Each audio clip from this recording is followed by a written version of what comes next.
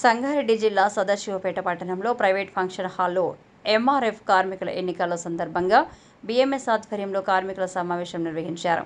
ఈ కార్యక్రమంలో బీఎంఎస్ రాష్ట్ర అధ్యక్షులు మల్లేశం, బీజేపీ రాష్ట్ర నాయకులు రాజేశ్వరరావు దేశపాండే, జాతీయ కౌన్సిల్ సభ్యులు కోవూరు సంగమేశ్వర్, జిల్లా ప్రధాన కార్యదర్శి ఓదెల మాణిక్రావు, శ్రీశైలం, బీజేపీ సీనియర్ నాయకులు తోట చంద్రశేఖర్, ఎంఆర్ఎఫ్ కార్మిక నాయకులు శ్రావణ్ కుమార్, బీఎంఎస్ నాయకులు, కార్మికులు పాల్గొన్నారు.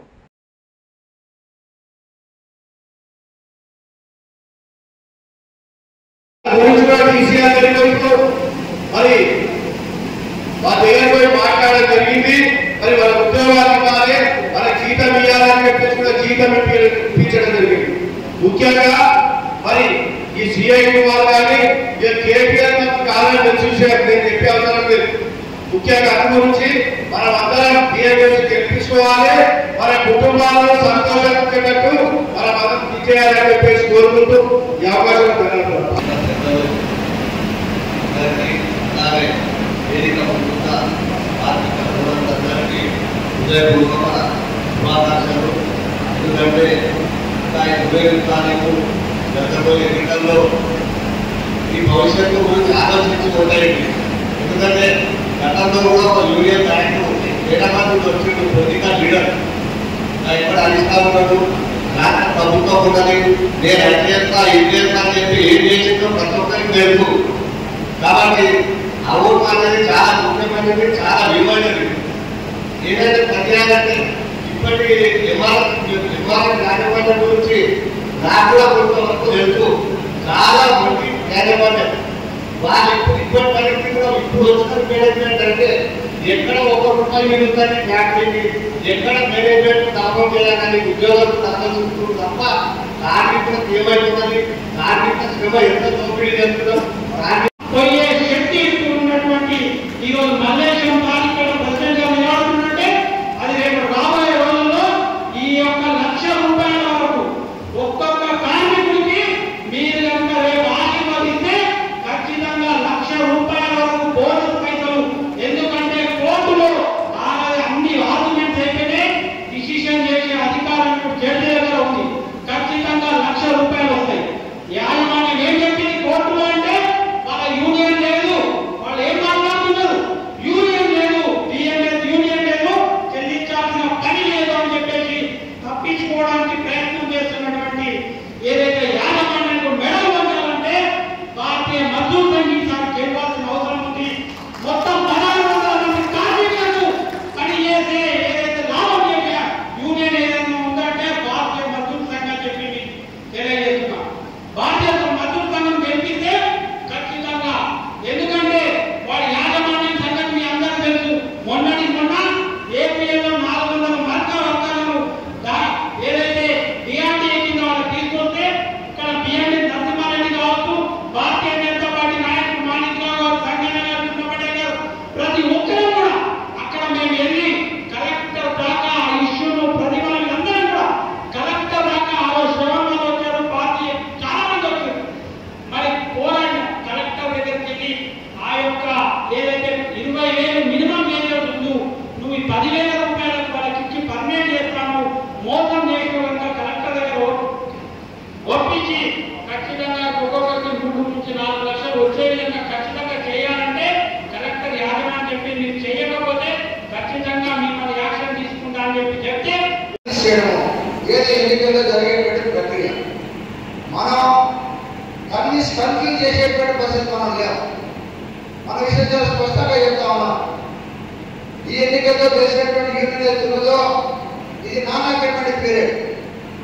ఎందుకు నాన్ అగ్రిమెంట్ పీరియడ్ అంటే ఈ ఎన్నికల్లో చేసినటువంటి యూనియన్ కాలావధికి 2027 మే నెలతో పూర్తయిపోతుంది. అగ్రిమెంట్ జూలైలో ఉన్నది.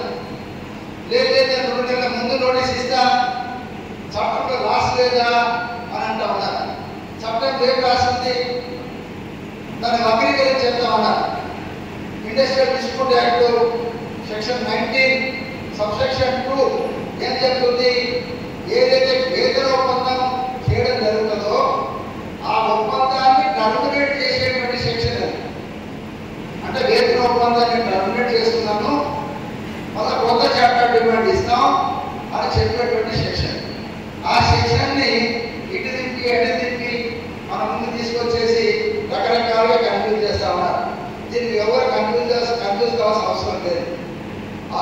ఏముంది, ఆ సెక్షన్ యొక్క బట్టి కేవలం ఉన్న వేతనం టర్మినేట్ చేయడం, ఈ యొక్క టర్మినేషన్ పీరియడ్ అయిపోయిన తర్వాత చార్టర్ డిమాండ్ ఇవ్వడం.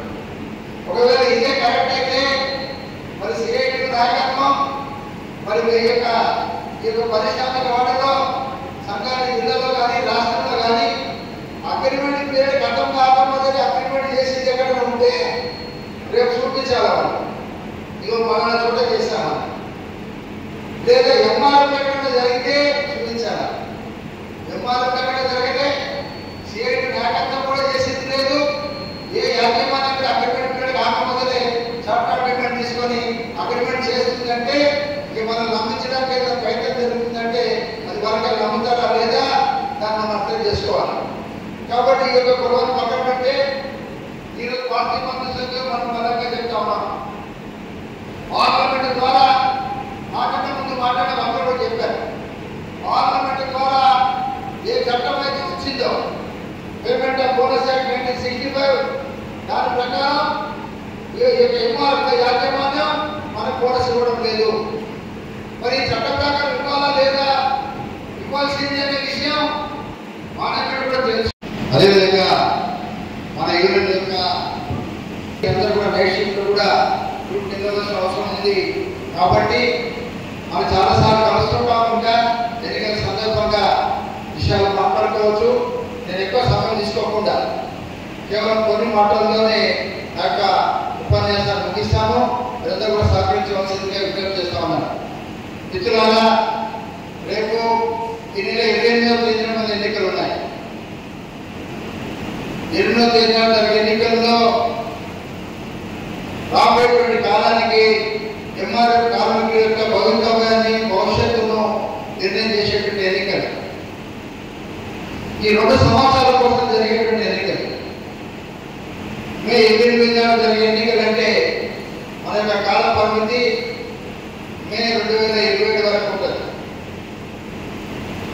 2 సంవత్సరాల యొక్క కాల పరిమితి. మన వేతన ఒప్పందం 1/7/2027 నుంచి ఉంది. అగ్రిమెంట్ పీరియడ్ ఎన్నికల పీరియడ్ ఒక నెల గ్యాప్ ఉంటుంది. కాబట్టి కొన్ని కార్మిక సంఘాలు అందరికీ ఒక రకమైనటువంటి ఛాలెంజ్లు, మీకు చట్టాలు తెలుసా, ఐడియా తెలుసా, ఐడియా చదివారా, ఐడియా ఏం రాసింది, ఐడియా ఏముంది అనే విషయం పైన చెప్పేటువంటి ఆ నాయకులు కూడా తెలుసు, మనకు కూడా తెలుసు. ఎన్నికలు కాబట్టి కన్ఫ్యూజన్ చేయడం కోసం ఇవన్నీ ఉపయోగిస్తా ఉన్నారు. ఎన్నికల సందర్భంగా అందరూ ఉపయోగించేటువంటి టెక్నిక్ ఏంటి, మనకి చేసినటువంటి పనుల ద్వారా కన్విన్స్ చేయడం. ఇది నేను చేశాను, ఇది చేస్తాం మేము, కాబట్టి మీరు ఓట్లు ఏంటి అనేటువంటి ఒక ముఖ్యంగా 2 విషయాలు. ఒకటి బిఎంఎస్ ఎగ్జిక్యూటివ్, భారతీయ మజ్దూర్ సంఘ్ ఎగ్జిక్యూటివ్. మీ అందరికీ తెలుసు, మొత్తం ఎంఆర్ఎఫ్ చరిత్రలో ఒకసారి బిఎంఎస్ ఈ మీరు ఆశీర్వాదంతో బిఎంఎస్ చేసింది. బిఎంఎస్ చేసిన సంవత్సరం మీ అందరూ తెలుసు, ఇన్సూరెన్స్ మీ అందరికీ కూడా ప్రతి నెల 500 రూపాయలు గవర్నమెంట్ ఇన్సూరెన్స్ చేంజ్ అయితే సంవత్సరానికి 6,000 రూపాయలు కార్మికుల జీవితంలో మిగులుబాటు చేసినటువంటి ఏకైక యూనియన్ ఏదంటే భారతీయ మజ్దూర్ సంఘ్ యూనియన్. మరి అదేవిధంగా మీ అందరూ 1965 ఏదైతే స్వతంత్రం వచ్చిన తర్వాత బోనస్ యాక్ట్ 1965లో బోనస్ యాక్ట్ ఉంటే 2015 సంవత్సరం వరకు భారతదేశాన్ని ఏటువంటి ఏ పార్టీ కూడా కార్మికుల యొక్క బోనస్ గురించి ఆలోచించినటువంటి పార్టీ నరేంద్ర మోడీ గారి నాయకత్వంలో కేంద్ర మంత్రిగా ఉన్నటువంటి అప్పటి మన తెలుగు బిడ్డ అయినటువంటి బండారు దత్తాత్రేయ గారు కార్మిక బోనస్ 2015లో అమెండ్మెంట్ యాక్ట్ చేసుకుంటారు. ఏదైతే మినిమం వేజ్ 7,000 లేదంటే దానికన్నా ఏదైతే హైయెస్ట్ గా వచ్చే శాలరీ మీద బోనస్ 8% బోనస్ ఇవ్వాలా, 20% కలపాలి. ఆ విధంగా ఎంఆర్ఎఫ్ కార్మికులకు 7,000 మీద కంపెనీ యాజమాన్యము మల్లేశం గారు గెలిపించిన దాన్ని ఫైట్ చేసి 7,000 మీద మా కార్మికులు ఇవ్వాల్సిన అవసరం లేదు. ఖచ్చితంగా మీరు బోనస్